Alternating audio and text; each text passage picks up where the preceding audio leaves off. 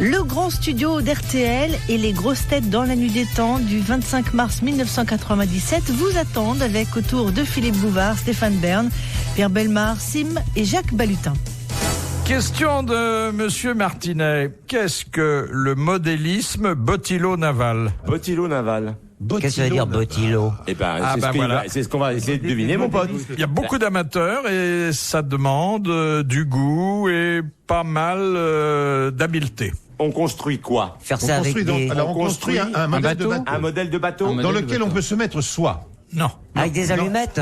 Non. Non, dans lequel on met des plantes? Ah non, c'est mettre ça dans une bouteille. Exactement. Ah, bah oui, bien C'est sûr, mettre des bateaux modèles réduits en oui, bouteille. d'accord. Bonne réponse de Sim. Bravo, Sim. Ah, voilà. J'ai essayé d'en faire autant, moi. Ouais. De me mettre dans une bouteille. Ça peut être assez Et il joli. suffit de 3 fils pour tout redresser. Oui, Ouais. oui. C'est comme les poires. La poire grossit dans la bouteille. Bien sûr. oui. Mais là, c'est pareil. Le bateau, il est tout petit et il grossit dans la bouteille. Dans la bouteille, Avec c'est de faux, l'eau. d'ailleurs. Ouais. Non, le bateau en bouteille, c'est déjà tout à fait admirable. Mais alors, ce qui est encore plus étonnant, c'est ces artisans qui aujourd'hui, à côté du bateau, font la grève, le phare. Il y en a qui font le port, le train sur le quai. Tout ça dans la bouteille. Hein. C'est un travail de très très longue Et haleine. une fois que c'est fini, casse la bouteille. Oui, Un bateau qu'on met en bouteille, il peut faire combien de tonneaux? c'est amusant. Oui, c'était joli. Question de Monsieur Tolson.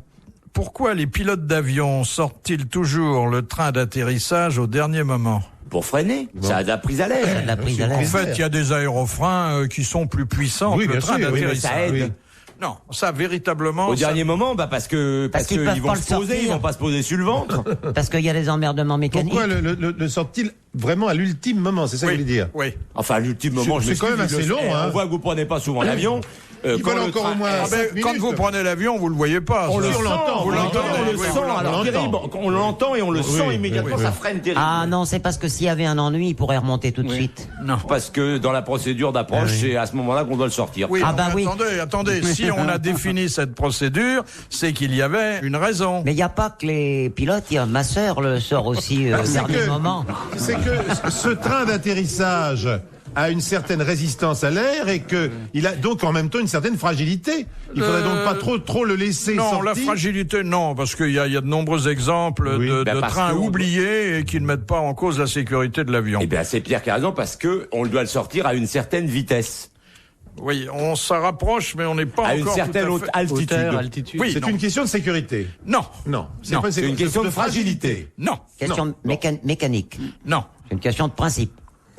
Oui. N'oubliez pas que après la sécurité, les transporteurs aériens ont... L'économie, Exactement. On fait des économies Pense à de- l'économie. Oui. Et Ça un consomme, avion dont vous sortez le train Consomme davantage. Consomme consomme davantage. davantage. Ah, voilà, oui. Bonne réponse de Stéphane. Ah, oui, oui. m'avait aidé. Eh oui, bien Parce sûr. qu'il offre plus de résistance. De prise au vent. Voilà. Oui, oui. Euh, On a des primes pour économiser le gazoil. Pas forcément dans les avions, ça je ne sais pas, mais je pense d'ailleurs aussi. Mais en mer, par exemple. Mais même en voiture, si vous roulez avec les portes ouvertes, par Ah, mais exemple. oui, Non, mais bien, moi, oui. j'ai vu sur une croisière. Je regarde le bateau et je vois à la pomme du mât, je vois les 2 lanternes rouges allumées. Et cela veut dire, je ne suis pas maître de ma manœuvre. Aïe. Je dis, merde, qu'est-ce qui se passe? Le bateau n'est plus maître de sa manœuvre, c'est ennuyeux. Et je me renseigne un peu, on dirait pas du tout. On a mis cela parce qu'en est effet, en on a libre. arrêté les machines. Ah oui. Comme le courant nous est favorable et que l'on va vers le nord et que le courant porte au nord, alors on se laisse dériver avec le courant pendant toute la nuit, comme ça. On va faire des milles et des milles sans consommer une goutte de mazout. Et à la fin, il y avait des primes qui tombaient pour l'équipage, pour les mécaniciens, parce qu'ils avaient économisé du mazout. Vous en connaissez des belles choses. Ah, bah tonton c'est Pierre. joli quand Ah, même. au chapitre de l'économie, Ah ouais. c'est un maître quand même. Ça, moi, il force mon admiration. Ah oui. Oui. C'est vrai. Ah non. Vous écoutez RTL. Les grosses têtes dans la nuit des temps. Sur RTL, de 4h à 4h30. Question d'histoire contemporaine. Ah bah tiens donc. Quelle fut la cause de la démission du général de Gaulle en 1969? Le référendum. Le référendum sur oui. le Sénat. Le et- référendum. Non, le Sénat, c'était la deuxième question. En fait, la La première... régionalisation. La régionalisation. Bonne réponse de Stéphane Bern et de Pierre Bellemare. Qui a été faite quelques années plus tard. Absolument. D'ailleurs, le général en a tiré les enseignements très rapidement. Hein. Ah, son Il âge, a c'est démissionné quoi, dans mais il la avait- soirée. Non, mais il avait dit, si le il n'y a référendum pas un va, oui franc et massif, paf, je je m'en vais. Dès l'annonce du résultat, il s'est en allé. C'est-à-dire qu'il est pas revenu, plus exactement. Ah non, il est parce parti. qu'il était à Colombay, il est pas Oui, il est revenu. parvenu. Ça se fait plus. Hein. Non. Les mecs qui sont accrochés dans le fromage, ils bougent plus. Ah non. Ils font appel, Vous ils voulez vont pas en parler cassation. Oui, mais non. Non, j'avais dit ça, la mais Cour je sens européenne. que vous voulez que je reste. Et je devance votre envie. Je sais que vous allez me rappeler, donc je pars pas. Et c'est étonnant de voir l'énergie de ces hommes tant qu'ils sont au pouvoir, car on aura l'exemple de la fin du pouvoir et de la mort très proche de deux présidents, puisque que ce soit De Gaulle ou Mitterrand, ils sont tous les deux morts très peu de temps après la fin de leur exercice, alors que jusqu'au bout, ils ont tenu le coup avec une énergie extraordinaire, et puis du jour où c'est terminé, il y a certainement un grand relâchement physique chez ces gens qui leur est fatal. Tout le monde est comme ça, tant que tu bosses. Mais enfin, peut-être aussi qu'il reste jusqu'au bout pour avoir des obsèques nationales. Hein. C'est intéressant. C'est Ouais, jusqu'au bout, à cause de la paye, il faut pas. Et la retraite, et les points de retraite, la capricace, et tout le machin, ils ont tout ça. Ils peuvent pas se barrer avant un nombre de trimestres précis. Ça, ils sont dans la merde. La maison d'un président à la retraite, c'est pas mal quand même. Hein. Toute sa vie, il a une maison, ce qu'on appelle. Alors, il a Une un maison, c'est un chauffeur, chauffeur, un aide il de a camp. quelqu'un chargé de sa sécurité, Sécurité, même souvent absolument, deux, Ouais. une secrétaire. À vie, ils ont un chauffeur à vie et on Un leur peu- donne Monsieur le Président. Et un peu d'argent de poche aussi. Pas beaucoup. Pas tellement. non. Alors, qui c'est qui les paye, les chauffeurs, les mecs et madame, la Ah bah c'est paye, l'État. C'est C'est l'État. Ah bon. moi, c'est moi. Mais La vous allez maison faire- est attends. entretenue par l'État. Par exemple, les Giscard d'Estaing ont toujours Bien entendu. le train, la maison d'un Ils ont le train, moi aussi j'ai le train, mon d'un fou. président. Mais alors, Le TGV, moi. c'est nous qui payons le gaz, alors? Oui. Ils font bien la cuisine au gaz, les présidents. Non, mais ils touchent une retraite. Oui, bien Et sûr. comme ils sont membres de droit du Conseil Conseil constitutionnel, constitutionnel, il y a une absolument. petite rallonge. Oui. Ah, Et ils ne sont pas obligés d'y aller en plus. Et d'ailleurs, la plupart du temps, on ne les voit pas là-bas. Non. C'est un bon job, ça. Il vaut peut-être mieux être ancien président que président, finalement. Vous avez tous les avantages et aucun inconvénient de la Mais fonction. on pourrait pas être tout de suite ancien président? C'est-à-dire, il faudrait être élu. Il y a des gens qui étaient ministres comme ça, qui sont restés quelques jours. Il y a GGSS qui est resté 13 quelques jours. Donc, il a gardé le titre quand on a le droit de lui dire Monsieur le ministre. Mais Il y dans a des les gens années comme ça qui ont été 50, ministres du général de Gaulle Dans les années ou de 50. Pompidou et on les appelle toujours Monsieur le ministre. J'ai eu la joie Ils s'en d'avoir souviennent même Ils plus. changeaient de gouvernement tous les 8 jours. J'ai enfin. eu la joie d'avoir comme candidat à la tête et les jambes, célèbre jeu de la télévision française. Fabius? Oui, bien avant Fabius, un monsieur qui avait été ministre des Sports pendant 2 jours dans un gouvernement de la Troisième République avant la guerre. Et il s'appelait monsieur Tricard-Gravron. Et donc, première semaine, nous étions en direct, c'était monsieur Jean Darcy qui était le patron de la télévision à cette époque-là. Et je lui donne du ministre à longueur d'émission. Monsieur le ministre, première question. Monsieur le ministre, voici machin. Monsieur le ministre, les jambes vont vous rattraper, enfin, etc. Le soir, coup de téléphone, Jean Darcy regardait toutes les émissions sans exception. C'était un homme qui vivait avec sa télévision. Bon. Il m'appelle, il me fait, écoutez, Pierre, il faudrait que vous passiez à mon bureau parce que j'ai quelques précisions à vous donner au sujet de votre candidat. Alors, le lendemain matin, je vais au bureau du patron et il me dit, écoutez, je voudrais que vous arrêtiez d'appeler cette personne, monsieur le ministre, comme ça, parce que il faut pas exagérer, il a été 2 jours, j'ai regardé, etc. Et puis, pour me décourager définitivement, il me racontait une anecdote. Il me dit, vous voyez, c'est un monsieur qui a eu la Légion d'honneur et il avait fait une demande pour être nommé officier parce que il s'occupait de la fanfare municipale de sa ville, vous voyez. Et le fonctionnaire qui a reçu cette demande a écrit une petite note en disant ceci: on ne voit pas pourquoi ce monsieur qui a été élu chevalier par piston serait maintenant élu officier par fanfare.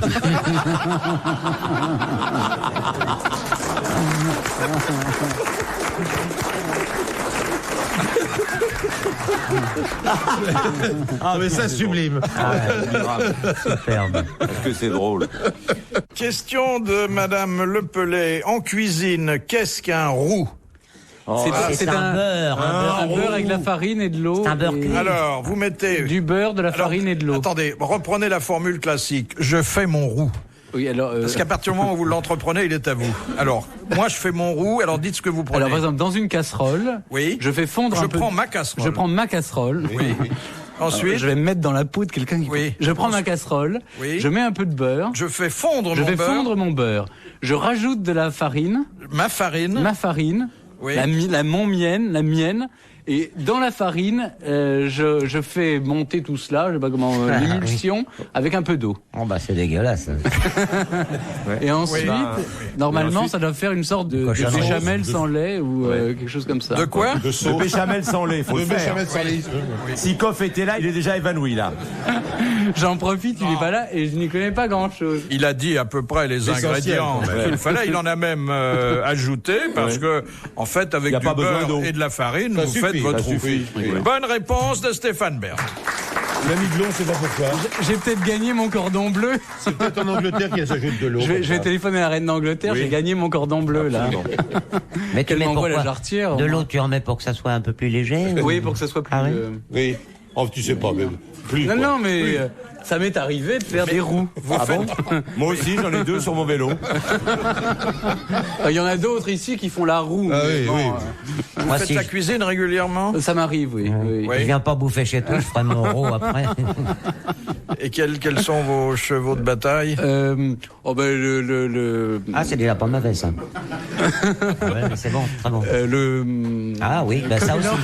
Je réfléchis très vite. Mais Ça, tu fais tous les jours. C'est pas très bien ce qu'il fait, mais il le fait. Hein. Les bouchées à la reine. Ah, les bouchées à la reine. Ah, bah oui. Oh, mais ça s'achète, ça se fait pas. Ça, il les réchauffe au micro-ondes. Ouais. Tu dois faire le veau princesse aussi. Oui, je fais tout ce qui est à la royale, etc. Il faut faire des menus quand même qui correspondent à mes altesses préférées. Est-ce que tu fais le marquignon de pain au beurre? Non, mais après l'émission, tu pourrais peut-être me donner. Et votre plat préféré, Sim, qui est si dur à prononcer, là? Ah, c'est la mastapure au chouinide. Mais tous les barons, vous les faites, les barons d'agneau. Les barons, C'est à base de mochtoblaz aussi, moi. C'est bien meilleur. Ça, c'est très dur à faire, la mochtoblaz. Mais alors, j'évite singulièrement tout ce qui est maringot, etc. Oui, noblesse d'empire. Noblesse d'empire, oui. Ça se fait dans une warouf, la mochtoblaz. Dans une warouf, on n'en trouve plus des waroufs. Ça ressemble un peu à la flugasse. Oui. Mais elle est plus petite. C'est exact. Vous écoutez RTL. Philippe Bouvard sur RTL, 4h, 4h30, les grosses têtes dans la nuit des temps.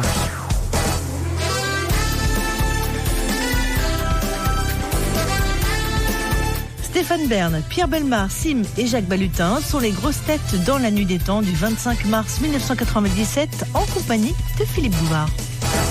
Question de Madame Lopez. À qui appartint le tailleur Chanel rose et bleu qui est exposé dans la vitrine d'un musée de Washington? Jackie Kennedy. Oui. Et pourquoi celui-là? C'est lui qui portait le jour de l'assassinat d'Allas. Dans la voiture décapotable. Et il est d'ailleurs encore taché du sang du président. C'est un truc qu'ils aiment bien. Partout, on expose comme ça des reliques où il y a toujours la tache de sang le jour de l'assassinat. Attends, ils ont rien, ils ont pas d'histoire. Pas qu'aux États-Unis, en Suisse, à l'hôtel Bellevue, ils ont les reliques de Sissi, impératrice, le jour de son assassinat. Vous allez à la cour de Suède, vous trouvez le manteau du roi Gustave III le jour de son assassinat. Ils ont toujours besoin de la tache de sang. Et alors à Fontainebleau, oui. On a fait voir la tache de sang. La tache de sang. Mais aux Invalides, il y a le caleçon de Castelli le jour où il a eu peur de quelqu'un. Une peur À la énorme. Bibliothèque nationale. Vous avez le journal qui a reçu le sang de marin, en fait, qu'il était en train de corriger d'ailleurs. Ouais. Mais on l'expose pas, alors que là, il y a toujours cette manie à exposer les... Non, en plus, là, c'est quand même un souvenir qui a longtemps appartenu à quelqu'un qui était encore en vie et qu'on exposait parce qu'il avait reçu le sang d'un mort. Donc la démarche est un peu différente. Mais c'est une bonne réponse de Stéphane Bern. Puisqu'on en est au musée et aux souvenirs plus ou moins morbides, cette question de Monsieur Sénac de Chantilly, dans quel musée peut-on admirer la chambre des horreurs rappelant la décapitation de Louis XVI et Marie-Antoinette Carnavalet. et présentant toutes les méthodes d'exécution capitale? Tussaud? Non. Madame Tussaud? C'est chez Madame Tussaud à Londres. Bonne réponse de Pierre Bellemare, confirmée par Jacques Balutin. Oui, c'est le musée Grévin de Londres. Au musée Grévin aussi, on a une petite salle, mais on voit rien. Attendez, il n'y a rien de morbide. Il n'y a rien de morbide, vous avez raison. Et alors, j'ai vu cette année une chose extraordinaire, c'est le musée des horreurs à Saint-Pétersbourg.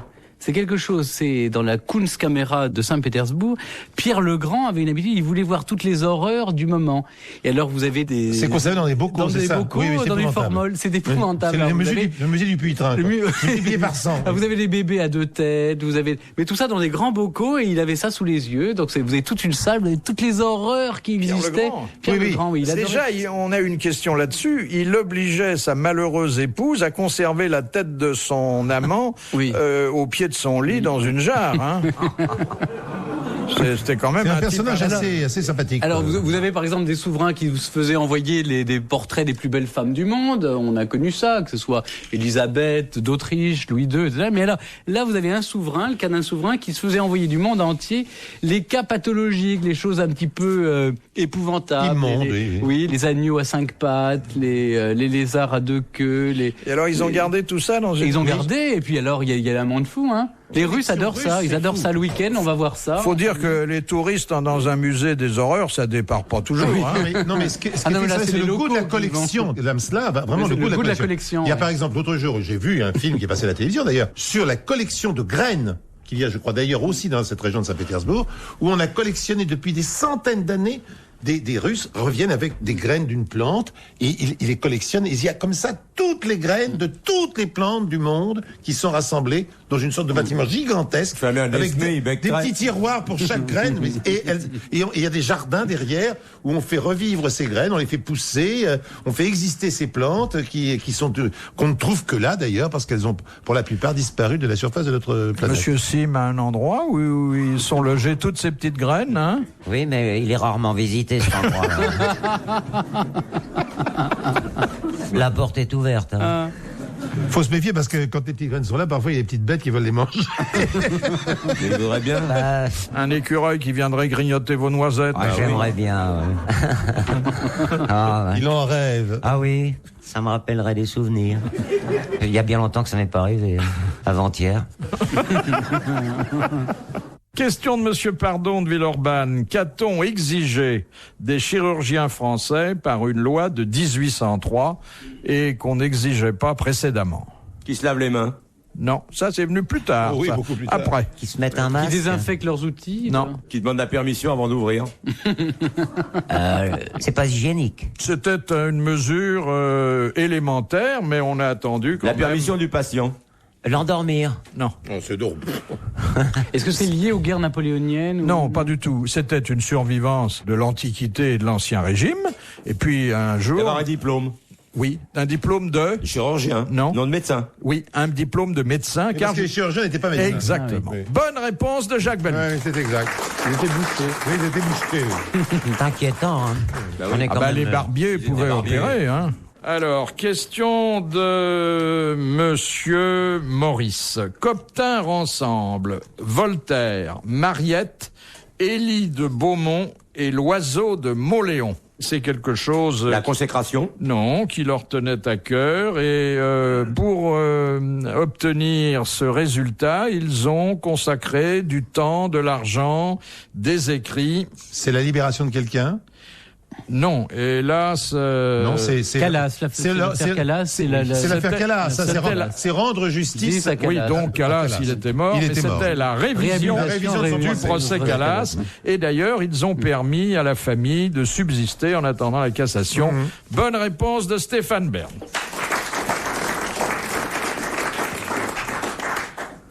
Question de Monsieur Lenoir. Comment s'appelle une composition musicale qui utilise des thèmes d'inspiration nationale ou régionale? Une rhapsodie. Une rhapsodie. Bonne réponse de Pierre Bellemare. Là, il a été fulgurant. Hein. Question de Madame Corroyer. Qu'appelle-t-on des fibrillations? C'est dans le cœur. C'est dans le cœur, oui. C'est des battages pas réguliers. Voilà. C'est-à-dire que le cœur, au lieu de battre régulièrement, d'un seul coup, il s'affole un peu. Oui. Comme la tachycardie, quoi. Le petit Larousse, qui est un peu plus précis, dit contraction désordonnée, mais ça veut dire la même chose. Un peu pareil. Bonne réponse de Jacques Balut. Ça fibrille. Question de Madame Caron. Quel a été le seul membre de la famille royale à survivre à la terreur? Maurice. Bah, c'est Mousseline, enfin Madame Royale, la fille de Louis XVI et de Marie-Antoinette. Oui, qui portait quel titre? Angoulême. Duchesse d'Angoulême. Bonne réponse de Stéphane Bern. Question de Madame Longuet. Qu'est-ce qu'une pipistrelle? C'est des petites taches de rousseur. Non, c'est une chauve-souris. C'est une petite chauve-souris. C'est comme un vespertillon. À oreilles pointues. Ça vous ressemble un peu, d'ailleurs. C'est pour ça que je sais de quoi je Bonne parle. réponse de Sim. Retrouvez les grosses têtes dans la nuit des temps à tout moment sur RTL.fr.